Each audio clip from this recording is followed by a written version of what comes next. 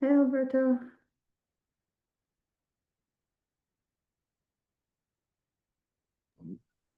How are you? Good. How are you? I'm doing great. I'm doing great. Thank you. Great. Thanks for having me. Of course. Excited for your talk. Thank you. Look, Alex, that you are coming here today. Oh, okay, great, great. I was at the end. I wanted to send it to like the link to the group, but I'll send in the I guess the Oh, recording if oh, possible. okay. Sure. Yeah. Yeah, Yeah, no problem. Yeah, just remind me to send that to you then. well do. Well, I'm not. I don't know if they really want to see me talk, but Well, we're excited about it. yeah. Thank you. So we'll just give it a minute or so for people Sure. to file in and then I'll turn it over to you.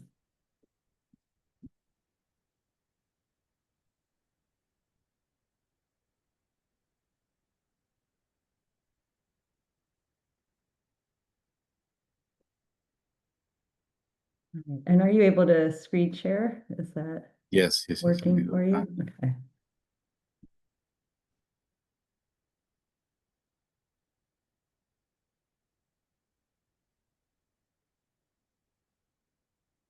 See my screen now. Yes, I mean, we can see the whole deck, but yeah, yeah, there you go. Okay, perfect.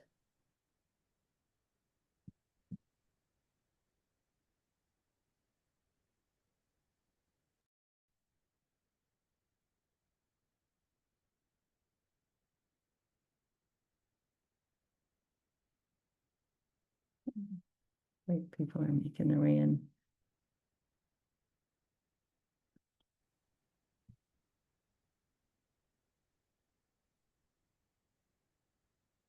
Okay, well, we'll go ahead and get started to make sure that you have enough time.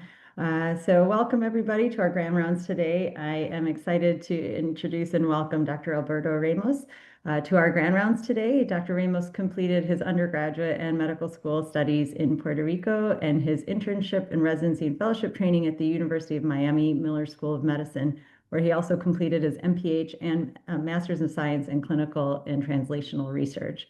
Dr. Ramos is a professor of clinical neurology and the research director of the sleep disorders program at the University of Miami Miller School of Medicine. He's also highly involved with the American Academy of Sleep Medicine, the AASM Foundation, and the American Academy of Neurology. Dr. Ramos's research focuses on the intersection between sleep disorders, cerebrovascular disease, and neurocognitive aging in population-based studies. As an investigator, he's been involved with a number of studies that have led to the Sleep in Neurocognitive Aging and Alzheimer's Research, which is a 5-year, $13 million research project grant from the National Institutes of Aging to study the impact of obstructive sleep apnea and nocturnal blood pressure on the risk of Alzheimer's disease and other dementias in Hispanic and Latino adults. So Dr. Ramos, we are thrilled to have you here today and excited to learn from you. So I'll turn it over to you.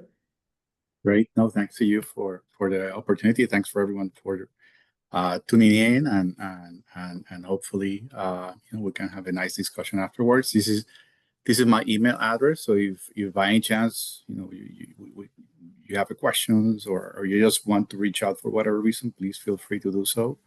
And I'm sure others here can give you my email address. And these are my disclosures, and I don't think any of these disclosures are relevant to the talk that I'm going to provide, or at least all conflicts resolved, I think. Uh, um, as an outline, I'm my work lately has been more on how sleep disorders affect cognitive decline and dementia risk, mainly as mentioned before, but in population-based studies. And the interesting thing is that we can understand sleep and different components of it in as either sleep being, which is a lot of emphasis, sleep being the main exposure that leads to cognitive decline and dementia, or maybe sleep could be a biomarker, or maybe sleep could actually be an outcome or a treatment. And I'll try to address all of these three things in my talk and discuss a little bit more about the research program that we have at the University of Miami. And probably this data is little bit old by now from this slide, but this is some of the estimates of how much each of these different sleep kind of phenotypes lead to or contribute to dementia risk. So data from 2017 through 2018, actually at that time, there were estimates as obstructive sleep apnea can increase by 20% the risk of developing dementia, chronic insomnia by 50% or so, and so forth for 70% increments for people with fragmented sleep, and sleep duration being either short or long sleep duration, leading to more of a increased risk of classic U-shaped association between the sleep duration and the cognitive issues and dementia risk, or MCI. But there are some limitations to prior knowledge, to current knowledge. A lot of the studies, of course, use self-reported data, which is great, but we need more studies with of course, objective data.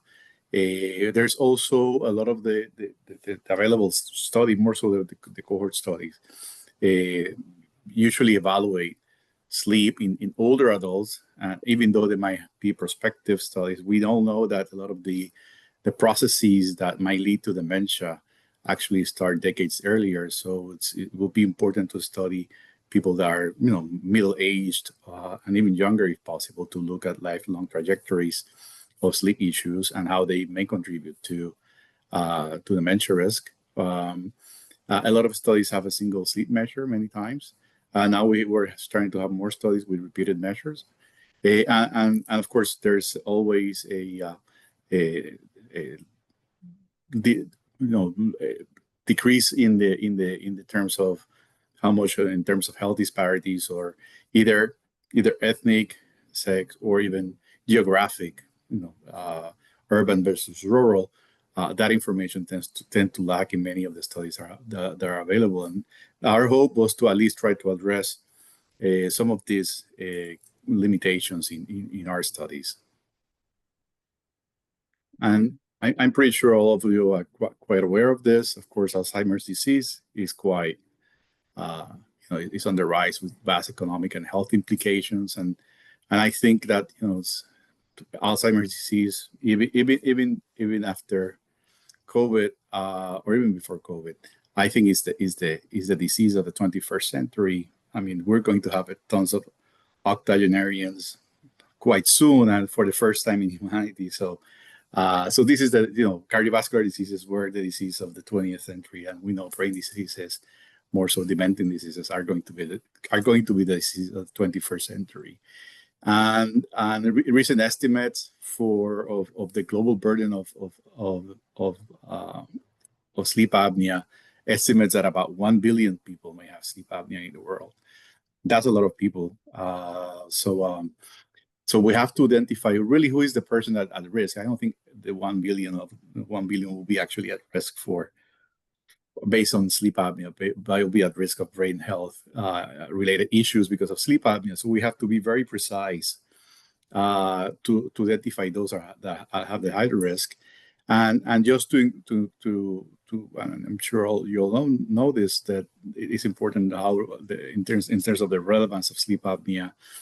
At least for our research program, which is we consider sleep apnea being a cerebrovascular disease, or a cerebrovascular disorder by through those vascular pathways, worsening cognitive issues and decline.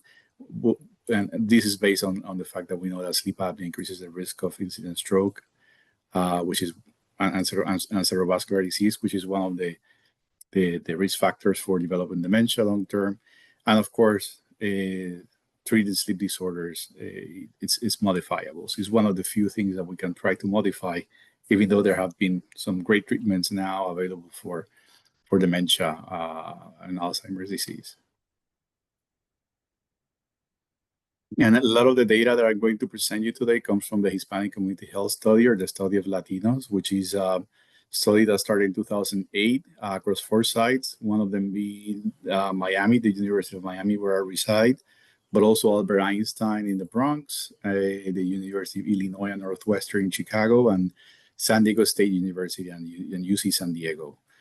And the idea is to not only understand sleep, as it was, so a lot of our emphasis is on that, but also the health of Hispanic Latinos in those urban areas that goes anywhere from cardiovascular diseases to mental health to nutrition to physical activity and so forth. So this is really a very robust data set, a lot of longitudinal data. So you may have some interest yourself that, and potentially there's some assessment of it in this cohort that you might be interested on if you would like to do like a research study or some collaborations. And the study started with a little bit more than 16,000 participants across those 4 sites. And this is just showing you like the different assessments that have been obtained throughout the years, including repeated cognitive testing, Actigraph, and home sleep apnea testing, along with different questionnaires.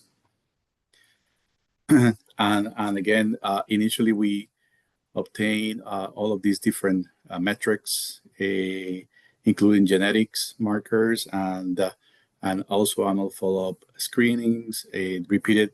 Now we're in the 3rd cognitive measure, but we have repeated cognitive measure every 7 years or so. And we obtained brain MRI between 2018 to 2022, and also repeated echocardiograms among different other metrics for blood pressure, other cardiovascular screenings. And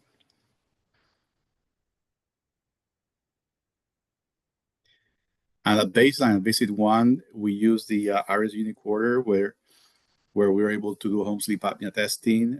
Again, there hasn't been EEG obtained yet, and then we and this was on all participants anywhere from 18 to 75 years of old at baseline, and then in a subset of participants, we were able to obtain 2 weeks of Actigraph, mainly in participants that were usually of a little bit younger age, 18 all the way to 60 years old, like the group that was working at that time or were at working age. And this was led by Susan Redline at baseline, and Sanjay Patel, he's now at the University of Pittsburgh. He led this study across all sites. And some of the initial prevalence data showed that compared to other cohorts, sleep apnea, of course, was very, very, very common in Hispanic Latinos, up to 31% of males older than 60, and up to 20% of females older than 60 met at least a minimum criteria for sleep apnea. And of course, as expected, this got worse over the years with each decade of life, and this is also controlling for obesity and other adiposity measures that were available to us. So this is there's a large burden of disease in this group of individuals, and comparable to other ethnic groups such as non-Hispanic Blacks. Let me see.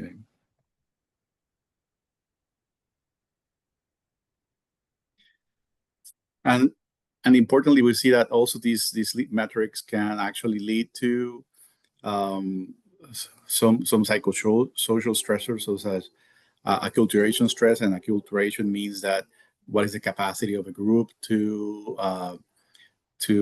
migrate, of a migratory group, to actually be part of society and actually adapt to the norms and the cultures of the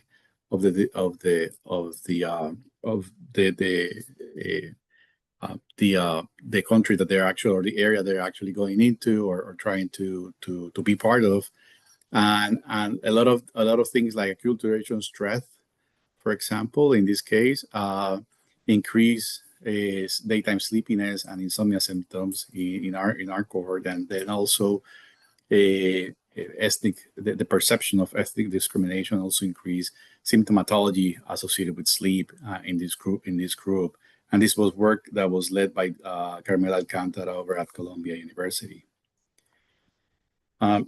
We have also observed that for sleep leads to cross-sectionally led to increase in hypertension and sleep apnea to hypertension and diabetes. And those cross-sectional estimates, don't present them here. I'm actually presenting longitudinal or population-based or prospective data showing that in people with sleep disorder breathing, they had increases in hypertension, up to a 54% increased rate of hypertension and up to increased rate of diabetes after 5 years of follow-up among those that, of course, did not have the disease at baseline. And of course, this is important because cardiometabolic diseases are not only increase the risk of dementia, but also increase the risk of brain of cerebrovascular disease. And we think that it's been very hard to disentangle the effect of these cardiometabolic diseases and other cardiovascular risk factors from an independent effect from sleep disorder breathing or obstructive sleep apnea and the risk of developing either dementia or stroke risk.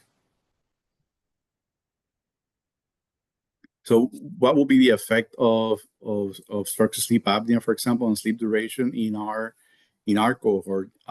This was done incredibly almost 10 years ago. We look at cross-sectional associations between sleep apnea in this case and cognitive function, and we see that across the different cognitive metrics that we have from learning, memory, and executive function basically in a middle-aged cohort. We see that worsening sleep apnea, as you can see here by our REI, that there's the worse the REI, the worse the cognitive function at that time. And also we observe, again, in about 8,000 individuals with cognitive and sleep data, that this inverted U-shape association between sleep duration and cognitive function cross-sectionally, meaning that those that slept 7 to 8 hours or 7 to less than 9 hours actually perform better in terms of their cognitive function, and really the short sleeper and the long sleepers, more so the long sleeper, were worse performers in terms of cognitive function across learning, memory, and executive function. Now, we were able to then see how sleep at baseline predicted cognitive decline 7 years later. And we observed that those that actually were the long sleepers were the ones that had, that decline over time in learning, memory, word fluency, and global cognition. And in fact, we didn't see much in terms of sleep apnea being a predictor of cognitive decline, baseline sleep apnea of predictor of cognitive decline, but rather it was only the long sleepers, neither the short sleepers or those with sleep apnea. And we were a little bit surprised at the time. I mean, long sleep has been associated with many bad outcomes, and it was not clear why is that the case. And that was, we replicated that here, but again, sleep apnea was not associated with it. We then looked at actigraphic data and see how the actigraphic data baseline predicted cognitive decline over time. And we saw that longer sleep onset latency, which is a very common symptom of insomnia, the longer it took you to fall asleep at that time, then the worse that you perform or had a cognitive decline after 7 years, both in learning, memory, and global cognition. Allowing us to know that not only symptomatology maybe of insomnia was important in this group, but maybe a little bit more objective measures, such as what we can obtain with sleep onset latency. Most recent, and this is unpublished data, we looked but presented this at the Alzheimer's International Conference in Toronto during the summer. And we have been able now to follow participants for over 14 years.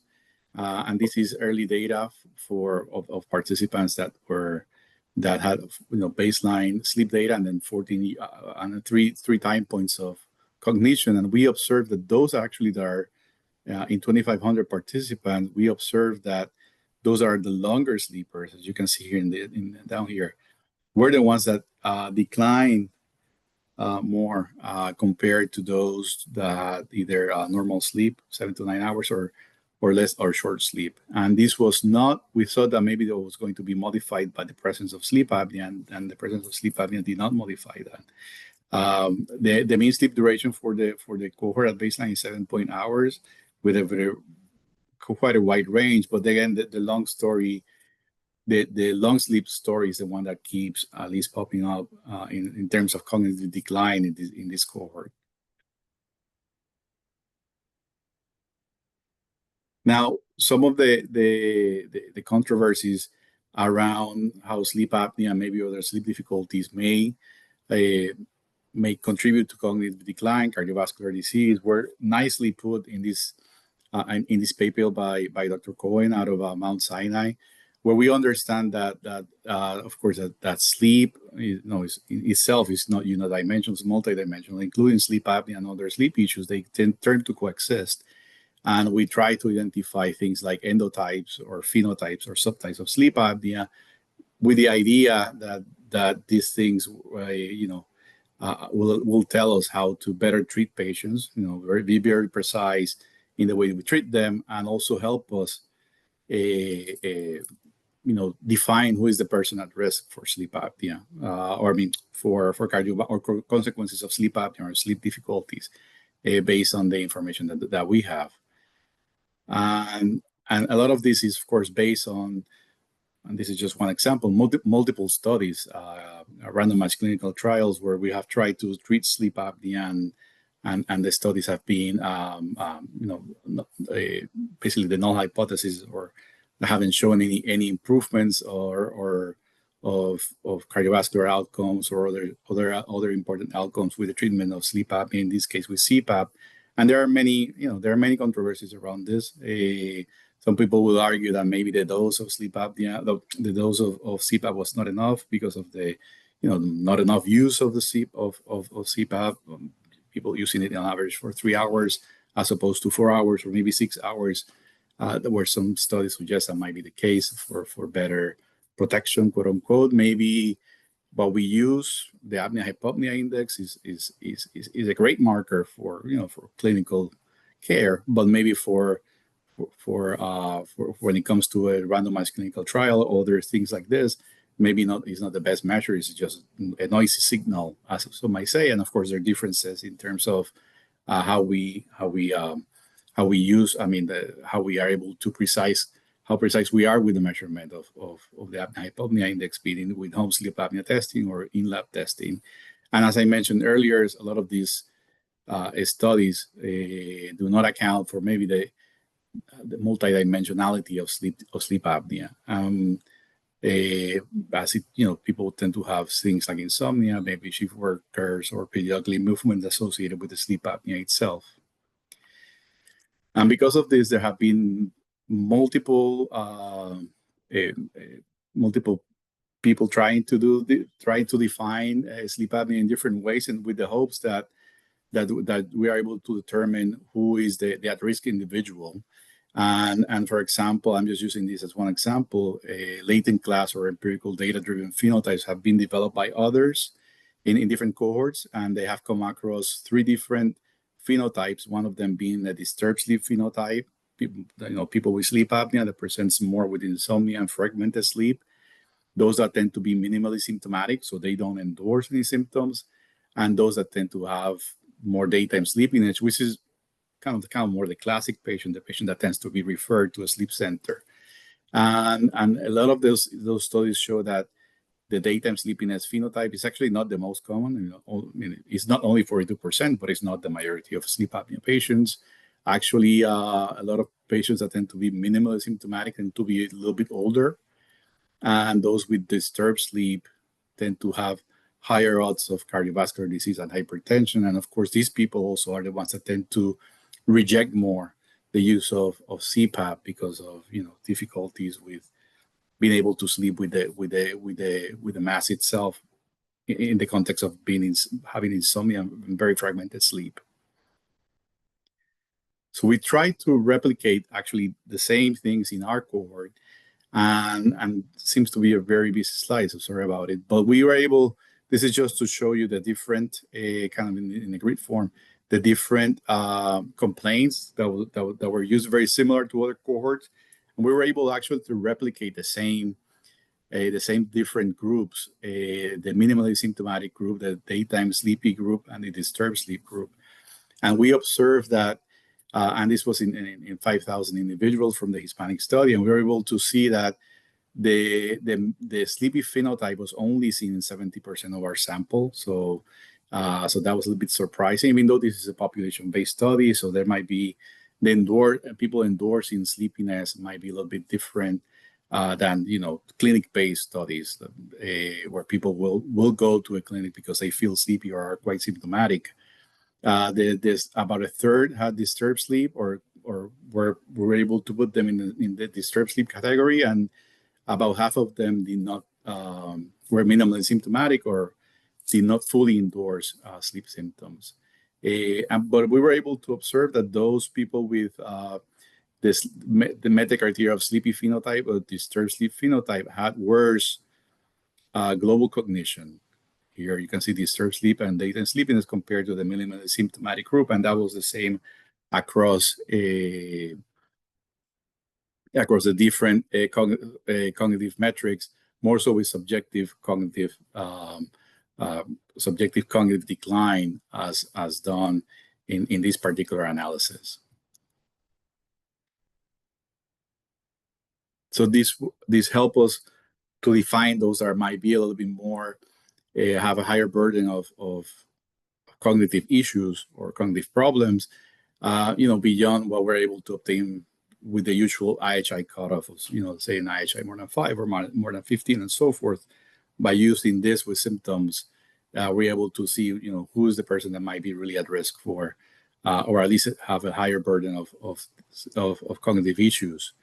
In this initial analysis, actually, we observe also that aside from the previous breakdown that I showed you in terms of percentages, we saw that people that have the disturbed sleep, there was a higher frequency of females within that group. So this tend to be, so you have a female with insomnia, less likely to be sent for a sleep study, and actually there will be a higher chance that will be provided maybe by a primary care physician with a medication, but maybe the treatment of sleep apnea will be a better choice. And again, this is what we observe with some of these data. And we observe also that in the minimally symptomatic group, there was a higher frequency of people endorsing or a preference to speak Spanish.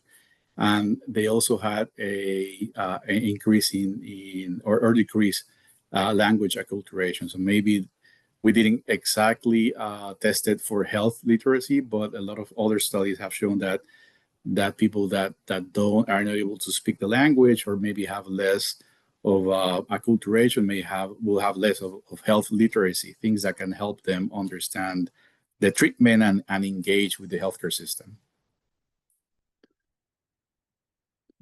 So as probably you all know, sleep, as I mentioned earlier, of course, we understand that affects brain health. And we think that there are many ways that are different pathways by which it can be done. The pathway that we're interested the most is actually kind of a cerebrovascular or vascular or brain vascular pathway, even though we understand that sleep may actually, affects other processes, but like hypothetically at least decrease lymphatic function and things along those lines. But most importantly, of course, sleep now is part of Life Essential 8 in recognition how sleep health may improve vascular health and by that effect cerebrovascular health. My mentor, actually, Dr. Ralph Sacco, which unfortunately he passed away last year, he was the president of the American Heart Association. He was able to send out to once the American Heart Association sent 10 years ago, actually, Life Simple 7 had the different metrics that could be used to improve heart health. And it was great for him to see that actually Life Essential 8 was actually, sent or actually rebranded 8 years later with the inclusion of sleep health as one of or sleep duration, one of the components of it. of all of the different things that we should do to have, again, a proper cerebrovascular and heart health. And because of this, then a lot of our interest now has been to look at what are the vascular metrics that are associated with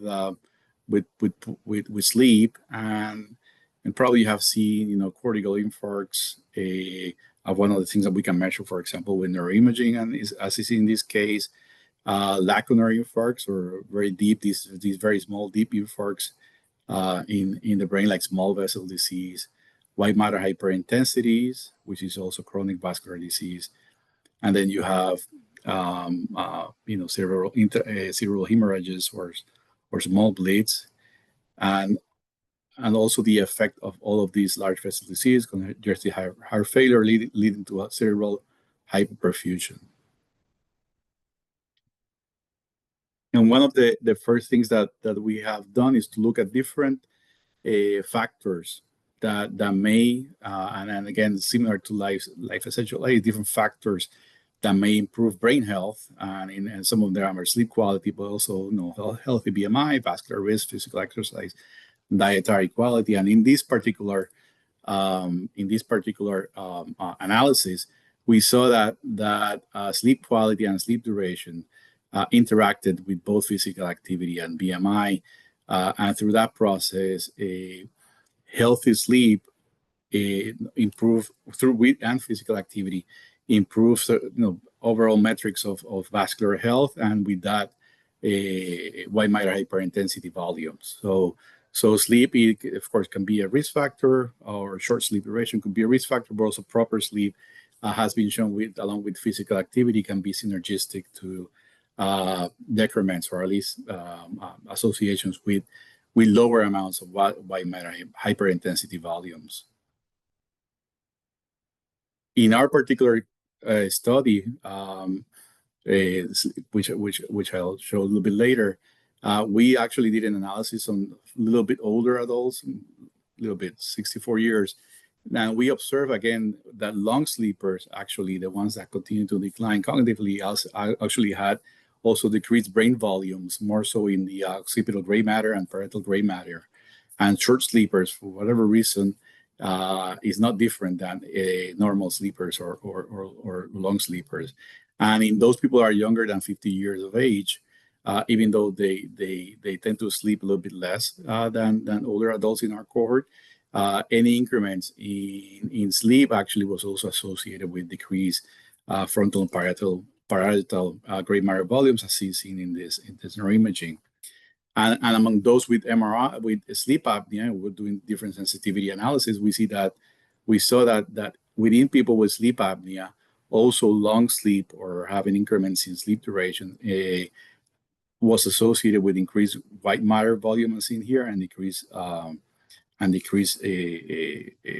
brain volumes, which all those could be very early markers of course, either vascular brain disease or maybe neurodegenerative processes associated with poor sleep in this case. Now, we also looked at how sleep apnea specifically was associated with different brain metrics, and we see, as expected, that if you have increased rapid movement, repeat REI, or you have an increment in white matter hyperintensity, I think as we expected, the worse your sleep apnea, the more vascular brain injury. What we also observe is that if you have the worse your sleep apnea, there was also an increase in the hippocampus, or the hippocampi volume. And the hippocampus is the area of the brain where you start your process memory, probably, as you know, or may remember, and also is one of the first area of the brains that are affected by Alzheimer's disease or dementing processes. And we're a little bit surprised about this finding. What does this mean? Is people are actually getting better, or the sleep apnea has a protective mechanism, and we're not sure what is the full story here. Some people hypothesize that maybe the increments in brain volumes that we may observe in some people with sleep apnea might be actually edema or inflammatory processing increasing those areas. And eventually, you catch that very early, as in we can see here in people that are in their early 60s or in the mid 60s. And then if you repeat testing, let's say years later, then you have more of the classic atrophic processes taking over. So you start maybe with a hypertrophy, and then you go to atrophy because of the sleep apnea itself. Now, in continuing the vascular brain injury theme from our sleep and brain aging program, we know that there are different, as I showed earlier, different sleep phenotypes associated with stroke and vascular disease, and this is some of the ones that we all know, and in part we think that a lot of these processes disrupt the normal circadian rhythms of blood pressure, where you have a normal dipping of blood pressure of 10 to 20% during sleep, of course. And people more so with sleep apnea will be their non-deepers. So the sleep, there's no difference between daytime and nighttime blood pressure, or they can actually have nocturnal hypertension. And we think that hopefully with that, we're able to maybe identify individuals or vascular mechanisms or pathway by which either sleep apnea contributes to stroke or cerebrovascular disease or subclinical vascular disease of the brain, similar to what I was showing earlier with Weimar hyperintensities and maybe subclinical infarcts. And because of that, then we are just about to finish the 4th year of SANAR Sleep in Neurocognitive Aging on Alzheimer's research, which the idea is we are able to understand the relationship between sleep apnea and non-dipping of blood pressure in 3,000 individuals from the Hispanic study. And through those cerebrovascular pathways, see what are the cognitive trajectories after 14, 15 years, and also the risk of developing mild cognitive impairment and dementia risk of Alzheimer's disease. And we're using these 2 measures. One of them is home sleep apnea test with the NOX-T3 device. People wear these and self-applied at home for 1 night. And then in consecutive nights, they'll also use this ambulatory blood pressure monitor that they leave the clinic with it on, and it inflates and deflates every 30 minutes or so, both of course, in wake and during sleep, to measure not only 24-hour metrics of blood pressure, but also nocturnal hypertension and non-dipping of blood pressure. What I did here.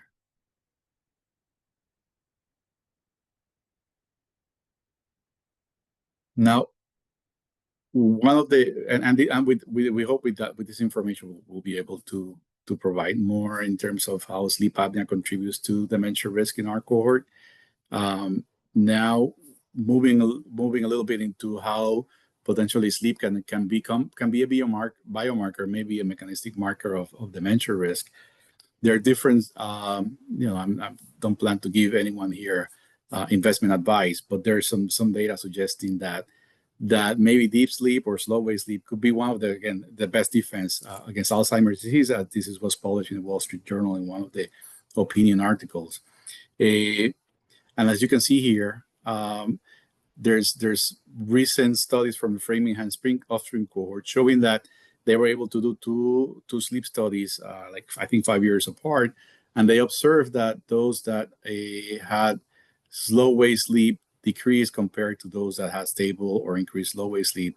Those that decreased slow wave after I guess more than 16 years of follow-up had increase in dementia or had a 27% increase in dementia risk. And there are different potential mechanisms by which slow wave sleep may be associated with increased dementia. Lymphatic system is one of the ones that we think of. Also, we know that during slow wave sleep, there's also, for example, non-dipping of blood pressure and increased parasympathetic response. So it's even there might be a cerebrovascular story related to it. Now, a lot of the efforts to try to measure then different components of slow wave sleep, including slow oscillations, sleep spindles, like theta bursts, We have started to do that in collaboration with Dr. Bryce McConnell out of the University of Colorado. And this is one example of the different studies that you will see a slow oscillation here, for example, as associated with the sleep spindle. And we've seen that the uncoupling of the sleep spindle and slow oscillation has been associated with increased CSF levels and amyloid positivity, both in the CSF, as I mentioned earlier, and also in some neuroimaging markers. So this could potentially, just by using a headband similar to the one here, could potentially be used. I mean, this is not ready at all for prime time, but we could potentially see how maybe trying to use these wearables or portable devices could help us not only assess a potential risk of or use these as biomarkers at home, and maybe be able to track individuals over time with the use of these different metrics from non-REM sleep, slow oscillations, sleep spindles, and again, therabursts, among others. Now, in this summary graph, this is just to show that how sleep apnea, and this is a very nice article again in Stroke, and how the impact of sleep disorders and disturbed sleep on brain health, and the different components or different summary of how sleep apnea and different components of sleep may actually lead to neurodegenerative cognitive decline and dementia.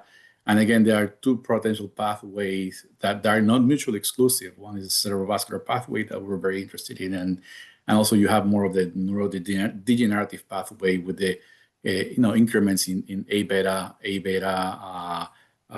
in the brain because either decreased clearance or maybe the increased production because of increased neuronal excitability, or the decreased clearance because of decreased lymphatic function because of slow wave sleep.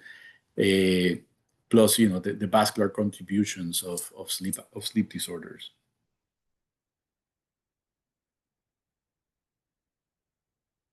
Now, we understand, of course, a little bit of how sleep may be a risk factor for dementia or cognitive decline. How it can also be a potential biomarker, maybe, or at least explain a little bit of some could potentially be used as a biomarker, but also sleep could be, of course, a treatment and an outcome. And very early data from a randomized trial done by Brendan Lewis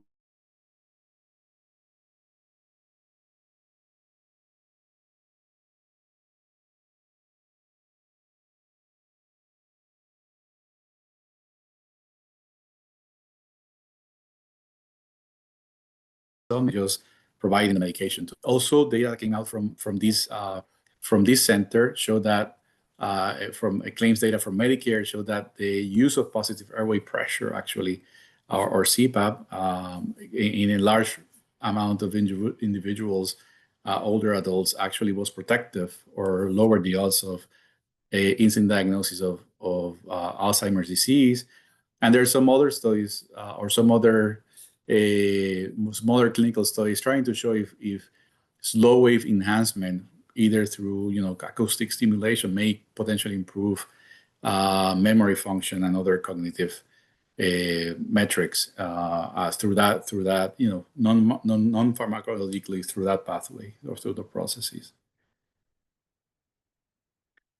Now, of importance, of course, is the socio-ecological model of sleep, and I'm pretty sure all of you are quite aware of this, where sleep, of course, does not exist only as an individual, where we actually try to where a lot of, as a sleep physician, a lot of our efforts are based on what we can do at the individual level. But we all know that sleep exists, of course, within the context of family and community, and how those different things could potentially affect sleep, and through that process also affect cognitive health. And there's studies demonstrated that, for example, green spaces improve cognition, and by the same way, also other studies have shown that green spaces may improve sleep quality and sleep duration, aside from safety and things along those lines. So when we try to create a framework on how sleep may improve cognitive health, we're also trying to put things into this perspective as much as possible. And with this, I want to summarize over the next slide or two. We have discussed, and of course, sleep apnea through elevated sympathetic tone and hypoxemia probably increase the risk of stroke and cardiometabolic disorders. And we think that a lot of the contributions of sleep apnea to dementia risk happen through the vascular pathways.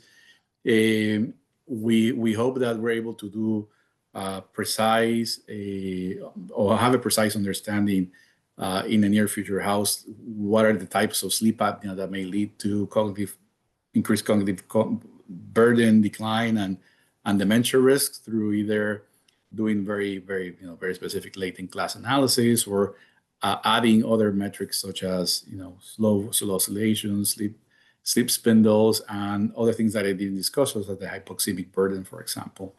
And of course, understand that sleep is multidimensional. So looking at other different sleep metrics together, I think will tell us a lot about brain health, and keeping the ecological model in mind, as this will, I think, allow us to do community-specific or culture-specific assessments and interventions.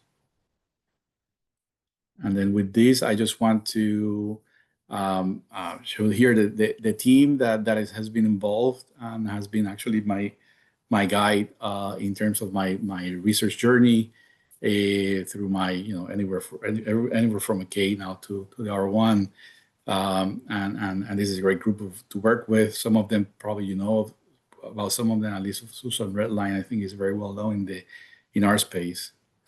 And also we have a lot of collaborations across my institution for brain health and also sleep health. People like Gerardine Jean-Louis and Nancy Seixas, we are now from NYU came to my institution. So it's also great to have them as collaborators.